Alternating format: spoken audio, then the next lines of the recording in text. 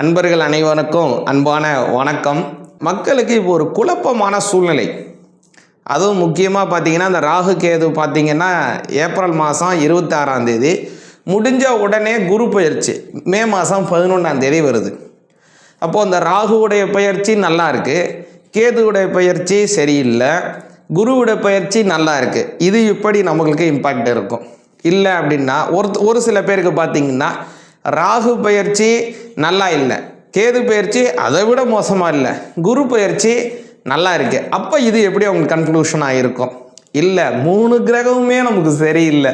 அப்போ நமக்கு எப்படி கன்க்ளூஷனாக இது எப்படி பலன் இருக்கும் அப்படிங்கிறத உறுதியாக இதுதான் உங்களுக்கான நிலைப்பாடு, இதுதான் உங்களுக்கு நடந்தே தீர வேண்டிய விஷயம்.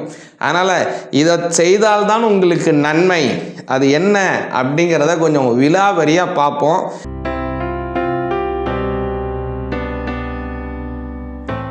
தனுசு ராசி ஆகிய உங்களுக்கு இந்த ராகு கேது பயிற்சி குரு பயிற்சினால் என்ன ஒரு கன்க்ளூஷனான பலன்கிறத கொஞ்சம் விரிவாக கவனிப்போங்க.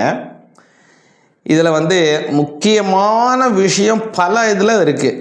இதில் கவனிச்சிங்கன்னா இதில் என்னென்னலாம் ப்ளஸ்ஸு என்னென்னலாம் மைனஸு எல்லாத்தையும் கவனிங்க. முதல்ல உங்களுக்கு ப்ளஸ்ஸு என்னன்னா குரு 6லேருந்து 7க்கு வராரு இல்லைங்களா, இது ஒரு ப்ளஸ்ஸு. முதல்ல 6ல் இருந்த அதே மாதிரி கேது 9க்கு வராரு, 10ல் இருந்த கேது 9க்கு வரார், இதுவும் உங்களுக்கு ப்ளஸ்ஸு. இதில் முதல்ல ராகு இப்போ 4ஆம் பாவத்தில் இருந்தார், இப்போ 3ஆம் பாவத்துக்கு அப்படியே இறங்குறாரு. சரிங்களா, இதை கவனிச்சுங்க. அதே மாதிரி இப்போ குரு ஏற்கனவே 6ல் இருந்த காலம், 6ஆம் பாவங்கிறது அதில் 6ல் இருந்தக்கூடிய காலங்கிறதுல குரு என்ன செஞ்சிருப்பார்னா உங்களுக்கு அது ரோகஸ்தானம். அதனால் கடனை ஏற்படுத்தி விட்டுருப்பார். உங்களுக்கு குடும்பத்தில் அதிகமாக வைத்திய செலவுகளை, ஏகப்பட்ட வைத்திய செலவுகளை ஏற்படுத்தி விட்டுருப்பார். அதனால் முக்கியமாக அதெல்லாம் நீங்கள் கவனிச்சுருந்துருக்கணும். அதனால் உங்களுக்குன்னு இருக்கக்கூடிய உடல் வருத்தமாக இருக்கலாம், குடும்பத்தில் இருக்கக்கூடிய மற்றவங்களுக்குன்னு ஏற்படக்கூடிய உடல் வருத்தமாக இருக்கலாம், ஒன்று பொருளாதார ரீதியாக செலவாக இருக்கலாம், அல்லது நேர செலவாக இருக்கலாம். இது மாதிரியான வைத்தியத்திற்குன்னு ஆகக்கூடிய செலவுகளை ஏற்படுத்தி இருப்பார் குரு 6ல் இருந்த காலம். இப்போ 7க்கு வந்துட்டாருங்க. இப்போ எப்படிங்க அப்படின்னா இது எல்லாத்தையுமே மாற்றிடுவார். அதனால் குடும்பத்தில் இருக்கிறவங்க எல்லாருக்குமே ஓரளவுக்கு நல்ல ஆரோக்கியமாக இருக்க போகிறீங்க. இன்னொரு சிறப்பு விஷயம் என்னென்னா, ஏதாவது உங்கள் வீட்டில் வாஸ்து தோஷம் இருக்குது, குறிப்பாக சொல்லணும் அப்படின்னா வாயு மூலை அல்லது அக்னி மூலை, இந்த 2 மூலையில் ஏதோ பிரச்சனை இருக்குது உங்கள் வீட்டில். எப்படிங்க எவ்வளோ பின் பாயிண்ட் சொல்கிறீங்கன்னா, அவர் இருக்கக்கூடிய ஸ்தானத்தை வச்சு நான் சொல்கிறேன். உங்கள் வீட்டில் வாயு மூலையிலேயோ அக்னி மூலையிலேயோ ஏதோ பிரச்சனை இருக்குன்னா அந்த பிரச்சனையை சரி செய்ய போகிறாரு குரு. இப்போ சரி செஞ்சாருன்னா நான் வீட்டை எதுவுமே செய்ய வேணாமா, அது அப்படியே இருக்கட்டுமா அப்படின்னா அப்படி இல்லை. அதை நீங்கள் ரீகன்ஸ்ட்ரக்ஷன் பண்ணுவதற்கோ அல்லது அந்த வீடை வடிவமைத்ததில் மறு வடிவம் கொடுத்து அதை மாற்றுறதுக்கோ ஒரு வாய்ப்பை இப்போ குரு செஞ்சுருவார். அவர் 6ஆம் பாவத்தில் இருந்து இப்போ 7ஆம் பாவத்தில் மறதுனால உங்கள் வீட்டில் ஒரு வாஸ்து தோஷம் இருக்கிறது சரியாகிடுங்க. அது நல்லா புரிஞ்சுங்க. நல்லா இருக்கா? அடுத்ததாக கவனிச்சிங்க, இந்த குரு பகவான் 7ல் இருக்கக்கூடிய காலம் அப்படிங்கிறதுனால இந்த குரு பகவான் அப்படின்னு சொல்கிறத விட தனுசு ராசிக்காரங்களுக்கு ராசிநாதன்னு சொல்லலாம். ஏன்னா உங்களுக்கு தலைவன் யார்? இந்த தனுசு ராசிக்கு தலைவரே குரு தான். அதனால் குரு மிக முக்கியம். ஏன்னா ஆளுங்கிரகம்னு பேருங்க. இந்த ஆளுங்கிரகம் உங்களுடைய ஜாதகப்படி பார்த்தீங்கன்னா ராசிநாதனாக இருக்கும். அதே மாதிரி நட்சத்திரநாதன், லக்னநாதன், லக்ன நட்சத்திரநாதன், உங்களுடைய தினநாதன் அப்படின்னு 5 பேர் வருவாங்க. அதில் குரு தனுசு ராசிக்காரங்களுக்கு குரு வந்துடுவார். அதனால் குரு 7ஆம் பாவத்தில் உட்கார்றதுனால இந்த 7ஆம் பாவங்கத்தில் இருந்த ஒரு பார்வை வேற உங்களுக்கு வருது இல்லைங்களா. அப்போது இந்த பார்வை உங்களுக்கு என்ன விஷயத்தை செய்யும்னாங்க, இதை நல்லா கவனிச்சுங்க. உங்களுடைய சுய ஜாதகம், அந்த சுய ஜாதகப்படி குரு திசை வரணும்ல. அந்த குரு திசை உங்களுக்கு எப்போ வரும் தனுசு ராசிக்காரங்களுக்கு கேட்டிங்கன்னா, சற்றேற குறைய ரொம்ப காலம் சென்று தான் வரும். 40 வயசு, 50 வயசு, 60 வயசுக்கு மேலே தான் வரும். அப்போது அந்த 60 வயசுக்கு மேலே வரக்கூடிய குரு திசை உங்களுக்கு பிரயோஜனமாக இருக்குமானா இருக்கவே இருக்காது. அப்போது அதாவது பொதுவாக சொல்லணும் அப்படின்னா ஒரு 18 வயசுலேருந்து இந்த 50 வயசுக்குள்ளே வரக்கூடிய தசா புத்திகள் தான் பெரும்பாலும் ஒரு மேஜர் ரோல் நம்மளுடைய வாழ்க்கையில் பங்களிப்பை வெளிப்படுத்துதுங்க. இப்போது இந்த மேஜர் ரோலை இந்த கிரகங்கள் செய்யக்கூடிய அமைப்பு இருக்கு இல்லைங்களா? இப்போது அந்த குரு திசை காலம் சென்று வரக்கூடிய காலம், அதாவது இப்போ குரு திசை 4க்கு உடையவர்னு வச்சுங்க, உங்கள் ஜாதகத்தில் 4ல் இருக்காருன்னு வச்சுங்க.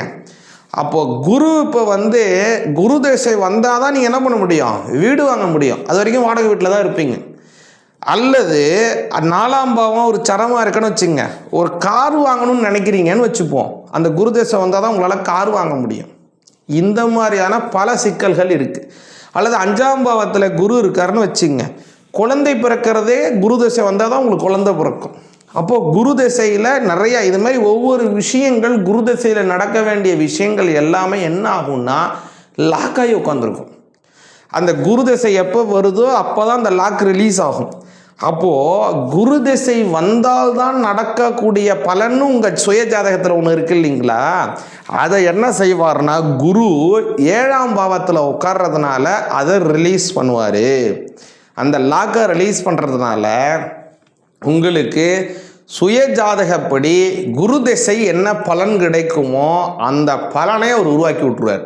அப்போது நீங்கள் நல்லா புரிஞ்சுங்க. இப்போ நீங்கள் என்ன செய்யணும் அப்படின்னாங்க, உங்களுடைய சுய ஜாதகத்தை நிச்சயமாக ஒரு தடவை பார்த்துக்கணும், செக் பண்ணிக்கணும். அதை பார்த்து சரி குரு பகவான் இந்த இடத்துல இருக்கார், அப்போ குரு இப்போ 7க்கு வராரு, இதை நமக்கு செய்வார் அப்படிங்கிறத உருவப்படுத்திடலாம். ஒருவேளை நல்ல இடத்துல இருந்தால் நல்ல பலனை கரெக்டாக செஞ்சிருவார். ஒருவேளை அவர் ஒரு சரியில்லாத இடத்துல இருந்தார்னா ஏதாவது ஒரு சிக்கலை உங்களுக்கு உருவாக்குறதுக்கு வாய்ப்பு இருக்குது. அதனால் உங்கள் சுய ஜாதகத்தை நிச்சயமாக ஒரு தடவை பார்த்துங்க தனுசு ராசிக்காரங்க. அடுத்ததாக இது உங்களுக்கு ஒரு பெரிய ப்ளஸ். ஏன்னா 7ல் இருக்கக்கூடிய குரு அவர் உங்களோட பார்க்கறது, உங்களுடைய 3ஆம் பாவத்தை பார்க்கறது, அதே போல் உங்களுடைய லாபஸ்தானத்தை பார்க்குறாரு. இது உங்களுக்கு நல்ல பரிணாம வளர்ச்சி ஏற்பட போகுது, உங்களுக்கு லாபம் உயரப்போகுது, வெளிநாடு போகிறீங்க, நல்ல அபிவிருத்திகள் செய்ய போகிறீங்க, திருமணமாக வேண்டியவங்களுக்கு திருமணம் நடக்க போகுது, பல நல்ல பலன்களை குரு தரப்போகிறார். அடுத்ததாக ராகு பகவான் 3ஆம் பாவத்தில் இருக்கிறார். இது கொஞ்சம் கவனமாக இருக்கணும். இந்த ராகு பகவான் கொஞ்சம் தேவையற்ற சுணக்கத்தை கொடுப்பாரு. ஆனால் அந்த சுணக்கத்துக்கு நல்ல மருந்து தருபவராக கேது உட்காருவார். ஏன்னா 9ல் கேது உட்காந்துட்டார். இப்போ ராகு என்னத்தை கொடுப்பாருங்கிறத சொல்கிறேன். உங்களுக்கு தேவையற்ற தொழில் மாற்றத்தை உருவாக்கி விட்டுருவார். இந்த தொழில் பண்ணிட்டு இருக்கீங்கன்னா இன்னொரு தொழிலை சேர்ந்து செய்வதற்கான வேலையை உருவாக்குவார். அல்லது உங்களுடைய நேரத்தை பிரயோஜனமற்ற முறையிலே செலவு செய்வதற்கு வாய்ப்பு விடுவார். ஏன்னா 3ஆம் பாவம் நேரத்தை செலவு செய்யக்கூடியதும் 3ஆம் பாவத்தில் முக்கியம். அதனால் தேவையற்ற பொழுது போக்குறது, சும்மா ஷார்ட்ஸ் பார்க்கறது, சும்மா வேறு ஏதாவது நோண்டிகிட்டு இருக்கிறது, ஏதோ ஒரு தேவையற்ற விஷயத்தில் யாருக்காவது ஒருத்தவங்களுக்கு 2 பேருக்கு பிரச்சனை நீங்கள் தலையிட்டு அதில் போய் நீங்கள் இது பண்ணுறதுன்னு ஏதாவது ஒன்று தேவையற்ற ஒரு சகவாசத்தை உருவாக்கி விட்டுருவார். ஆனால் அந்த கேது பகவான் என்ன செய்வார்னா ஒரு நன்மையை செய்வார். அது என்ன நன்மை அப்படின்னா, நீங்கள் இக்கட்டாக இருக்கக்கூடிய சூழ்நிலையில் ஒரு நல்ல நபரினுடைய சேர்க்கையினால் அதை நீங்கள் விடுதலை, அதிலேருந்து மேலே வருவதற்கான ஒரு சகாயத்தை உண்டு பண்ணிடுவார் கேது. அப்போது இந்த ஒரு திருவள்ளுவர் சொல்லுவது மாதிரி நீட்டில் உண்டோர் ஒரு உறுதி கிளைஞரை நீட்டி அளப்பதோர் கோள் அப்படின்னு சொல்லுவார். அதனால் நமக்கு வரக்கூடிய கெடுபலன் என்ன நன்மைன்னா, யார் யாரெல்லாம் நமக்கு தேவையானவன், யார் யாரெல்லாம் நமக்கு தேவையற்றவன் அப்படிங்கிறத அடையாளப்படுத்திடும். கஷ்டப்படுறப்ப எவன் ஹெல்ப் பண்ணுறானோ அவன் தானே நமக்கு தேவையானவன் இல்லைங்களா? அதனால் உங்களுக்கு ஒரு பெரிய கஷ்டத்தை கொடுப்பாரு.